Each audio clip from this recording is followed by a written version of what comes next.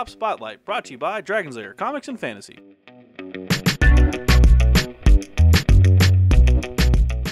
Hey everyone, I'm AdamHarry from Bell of Lost Souls Tabletop News with Evan from Dragon's Lair Comics and Fantasy. And we're back with another Tabletop Spotlight. And Evan brought Chapter Approved 2017. Yes, so what do you think? Yes.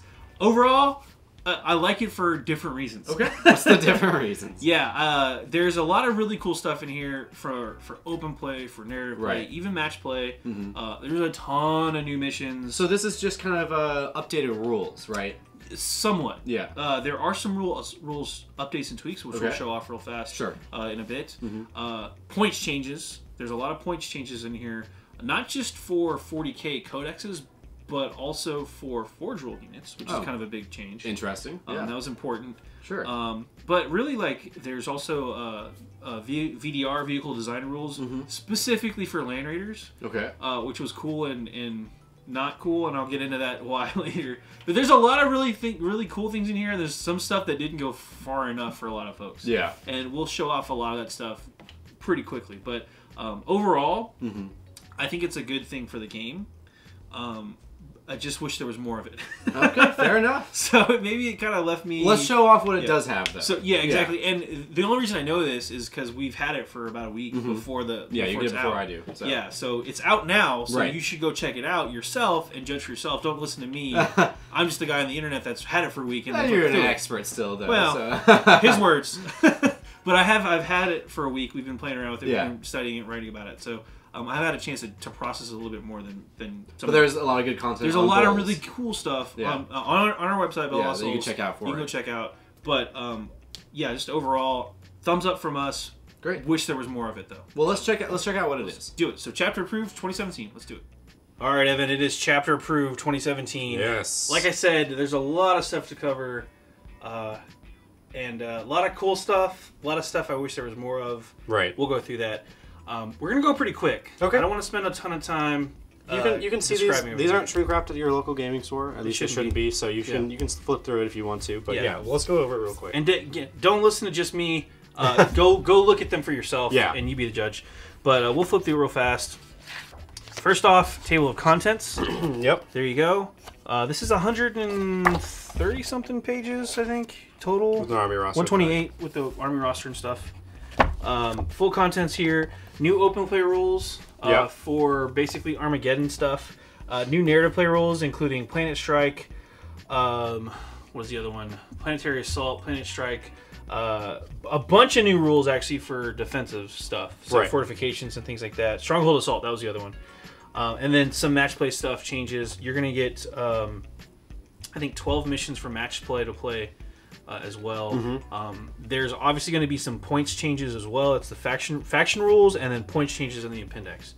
So there's a lot of stuff to go through. Yeah, it's definitely an important book for people who are playing tournaments and stuff like that. Yeah, if you're playing in tournaments, this is pretty much a must-buy. Yeah. If you're playing an army that doesn't have a codex yet, this is also probably going to be a must-buy for you. For everybody else, just check to see if it's applicable to you. Yeah. Narrative play, match play, and more open play. Again, that's the three types of play this book supports. Open play. This is the return of Apocalypse proper, as I like to call it. You love Apocalypse. I do love Apocalypse. Yes. I love Apocalypse because I get to bring like crazy firepower. There are some basic rules changes in here. They recommend playing Apocalypse starting at 150 power level points. Okay. And going up from there. Sure. It's designed. I mean, Apocalypse is designed to be a more casual, more relaxed game where you're playing with your collections and not just your army. Yeah. So, you got to go into Apocalypse with the right kind of mindset. It is all about the spectacle and just... Definitely. Look at that spectacle right there. That is insane. This talks about how to... This whole section talks about balance and how to organize games and how to have fun with Apocalypse. It's really about side versus side instead of player versus player with Apocalypse, because you can do like multi-sided games. I don't recommend that. I think having a two-sided game is about as complicated as you want to make it, because these games can take a long time. Yeah. Even having two players with 150 power level points each, it's gonna be a long game to begin with. If you start adding more and more players in there, I mean, it's just gonna balloon into something crazy. And I've played in those massive games. Like a week game. Yeah, they're a ton of fun. but it takes some dedication. It also gives you some guidelines like, hey, when you're playing, don't do turns, do time limits. Oh, that's a good idea. That's a great idea. Hey, for your shooting phase, you've got 15 minutes. For your movement phase, you've got 15 minutes. For your psychic phase, maybe 10 minutes. That's how some tournaments doing it anyway. So. Well, tournaments are still doing timed rounds, but not timed specifically. Like your shooting phase takes this long. You only have this much time to do it. So, and then they do also talk about having a kind of a game master that helps kind of run the game, which is, I think, necessary depending on how many players you have. Sure. They also recommend doing a schedule just so people know what they're getting into. So, pretty cool stuff. And then this is just organizational tips. I found this section to be really useful as a player who's played in many apocalypse narrative style campaigns and games. I wish that I had known some of these things before I had started trying to organize this stuff, but it's super good stuff. If you've never done it before, really good tips. I highly recommend this stuff. There are 3 missions for Apocalypse, which we're not going to go through. They're fun, they're crazy, it's Apocalypse. They're all basically set up the same way too. You've got your special rules, your map layout, and then scenario special rules. So beyond that, this kind of talks about where you can go from there. Talking about story-based objectives versus just a point on the board objectives. These are actually really fun because they create the narrative as you're playing, which I feel like the story-based objectives actually lead to really cool stories that you're going to be sharing with your friends for years. Yeah, that's awesome. That's I still remember one game in particular where there was the statue of the Emperor, which was just a terrain piece we had, and the Chaos player was like, I'm going to knock it over and I'm going to have my Defiler like stand on top of it, and the spatial player was like, I can't let you do that, and just completely diverted the whole game to go after that statue, and that ended up becoming like a story we would tell jokes about for years, and I'm still talking about it. That's great. Yeah, it's fantastic. That happened at a con I was playing at, and we still talk about it. This section is talking about secret objectives, which is another really fun thing for personal players. So you have the game master. You really want a game master for these two. He's going to, or she's going to give a player a secret mission. So like, Evan, your secret mission in this game, not only do you have to support your side, but you need to get a unit from your side of the board to the other side of the board, and then you need to finish the game on that side of the board.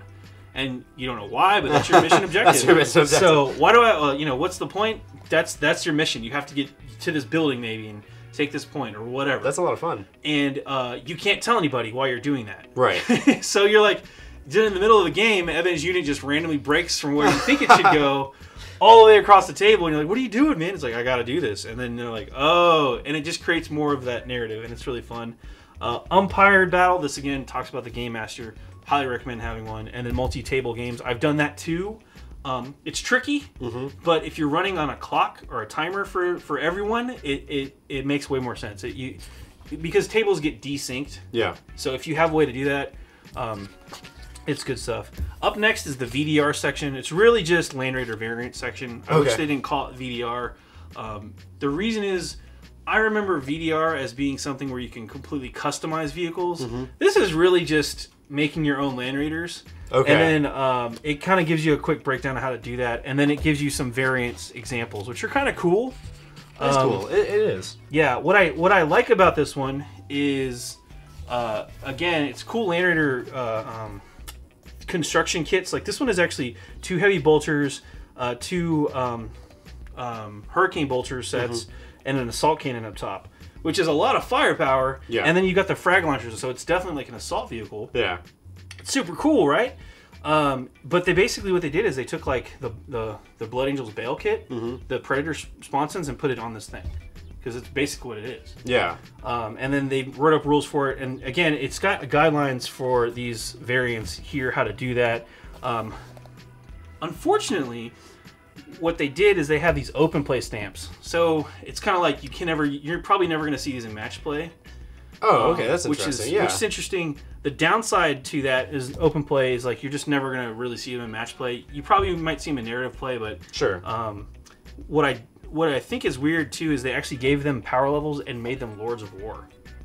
Oh, that's also interesting. Yeah, and they're all 30 power level. Because they're just highly upgraded Land Raiders. They're juiced up Land Raiders, and like if I said, hey Evan, I have a juiced up Land Raider. Do you feel like 30 power level is appropriate for it? it's going to be hard to argue that it's not going to be appropriate for a Land Raider, especially considering it takes up a Lord of War slot and not like a heavy support slot. Definitely, yeah. So I wouldn't have a problem playing with these even in a match play game, just based on their point cost. So, and then narrative play section again. This one is more geared toward Planet Strike and Stronghold Assault, if you remember those rules. Yep. Basically condensed down and filtered through a really quick thing. There's a bunch of different missions. I'm not going to go through all these. Yeah. But you get the idea. Different Planet Strike deployments, which are super fun. That's awesome, yeah. Yeah, these are actually really cool, and I highly recommend playing some Planet Strike and Stronghold Assault stuff using these. Each one of these sections also has new warlord traits and detachments that you can build. So you have the attacker defender detachments, slightly tweaked here. So the Stronghold Assault attacker detachments, you've got 2 to 3 HQ, 2 to 6 troops mandatory, and 1 to 4 heavy support. Yeah. And then you can kind of fill in the rest. The defender, however, has 2 to 3 HQ, 2 to 6 troops, and they have to take 1 to 3 fortifications. Right, okay. So, Makes and then sense. You've got new stratagems as well, which are going to change. Always need more new stratagems. If you played in the summer campaign, the Fate of Connor, some of these might look familiar to you. So okay. Just want to throw that out there. But there's the Stronghold Assault things. We're going to skip through that too. Again, it also has a bunch of new rules, updated rules for the strongholds. Yeah, for the Stronghold defensive stuff. Match play rules. This is the only major change. I don't even want to call it major change, but it's only change. Yeah, for match play. This whole section right here. So what's different? Yeah. That's the new match play rules. Yeah. I know a lot of folks were... You were talking about this earlier off camera. Yeah. We were talking about how you wish there was more. I wish there was more changes. I think people... I know online the vibe was hoping that Chapter 3 was just going to come in and have some big sweeping changes for the game, or just going to, like, quote, fix everything. Right. Well, the game's not even fully out yet if you consider there's 11 factions in here. Codices that need. Yeah. On top of, at the time of filming, we don't have a Blood Angels Codex, a Dark Angels Codex, or the Demon Codex. Right. They're not even in this book. So it's kind of hard for them to fix it when we're only less than halfway through everything. Sure. To back that up, though, there are some big changes with the match play rules section. Undersive strength units now fit in the auxiliary support detachment. Now, if you're not familiar with what that is, if you have a unit that is typically a 10 model unit minimum, if you take an understrength unit, you used to just pay the power level points cost and be done with it, or the points cost for the full squad or whatever, and that was that. But if you want to actually field that unit now under strength, you have to take it in the auxiliary support detachment. Auxiliary support detachments are -1 command point. It's kind of a big deal. So yeah, you're actually paying for it. You're actually paying a premium on taking that random 8-man unit of instead of a full 10-man unit that you can stick in. I don't know the full reason why they did it. I can see some scenarios where players might use understrength units to fill out points, or to fill out other detachments, so they can unlock extra command points or whatever benefits they're going for. Now this says no, that's not allowed in match play. In match play, sure. Targeting characters, we've talked about this change before in different articles on our website. Sure, yeah. I don't want to get into it, but it is a change. It basically just makes targeting characters a little bit more difficult.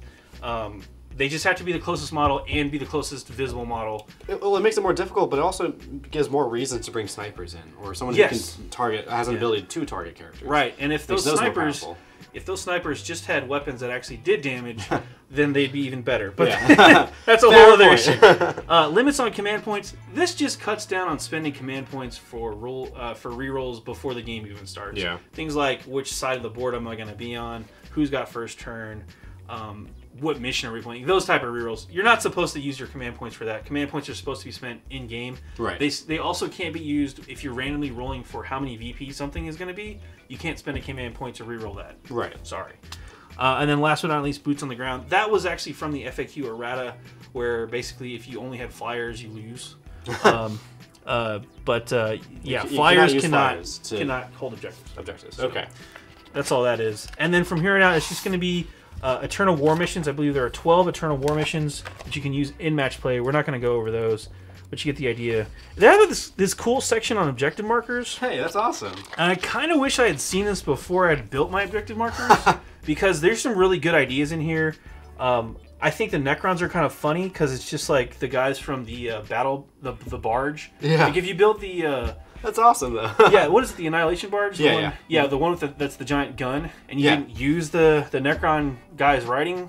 Oh, that's you can so just nice. Use that. I know you play Necrons, yes, right? So yeah. That's definitely nice. I saw this and was like, oh, these are Tyranid bits. These are just bits. What's that the I have. other ones? Is there any before this? They've got some of these Imperial marker. These are actually the ones from kits that you can just buy. Yeah.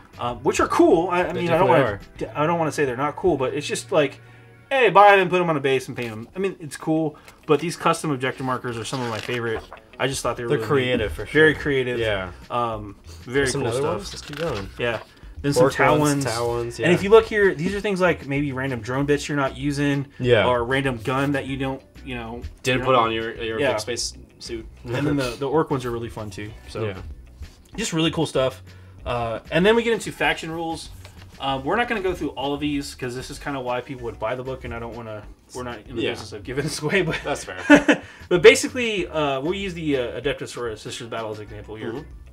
Most of the factions, there are 11 factions. We will go over which factions they are, but most of the factions will get at least one stratagem, one warlord trait, and one relic. Now, it's not an even distribution. Some of them have 2 stratagems. Some of them have 2 warlord traits. Yeah. I don't think anybody had 2 relics, but that might have been... I don't remember exactly, but you get the idea. Sure, yeah, I do. But you've got Sisters of Battle, you've got Death Watch, Dark Eldar, Genestealer Cults, Harlequins, Imperial Knights, Necrons, Orcs, Space Wolves, Tau, and Thousand Suns. So if you're one of those players, you're probably going to want to pick this book up for those. We get into the appendix. This adds new battlefield terrain rules, which are kind of neat. Battle Zone Empiric Storms is another new Battle Zone rules that have a whole chart. It's a 2d6 chart. 1d6 is the 10s, 1d6 is the 1s. So there's, there's not 66, but there's a 36 crazy special rules that can happen where like a Psyker can get turned into a Demon Prince or things like that. Yeah. So it's pretty neat if you want to play around with that, but there's a whole couple pages devoted to that. Ladder campaigns, it just talks about how to do those. We're going to skip through that. And then with points. This is important. This is important. Yeah. I'm not going to go through all the points, but to show you real fast. Updated points values, this is for stuff that already has stuff in print. And then we also have the Forge Rolled one. That's important. This is a big deal.